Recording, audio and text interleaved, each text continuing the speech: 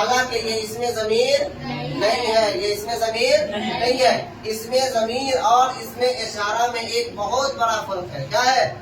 ایک بہت بڑا فرق ہے۔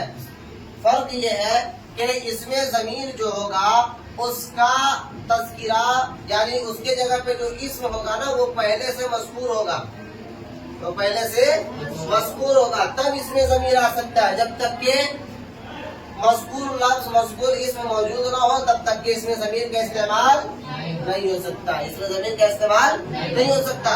لیکن یہ جو ہے اس میں اشارہ، اس کے لیے مذکور اسم کا ہونا ضروری نہیں ہے، بلکہ یہ اس میں اشارہ کے لیے مشار الیہ کا ہونا ضروری ہے۔ اس میں اشارہ کے لیے مشار الیہ کا ہونا ضروری ہے۔ اب یہ سمجھیے، اشارہ اور مشار الیہ، اشارہ اور مشار الیہ۔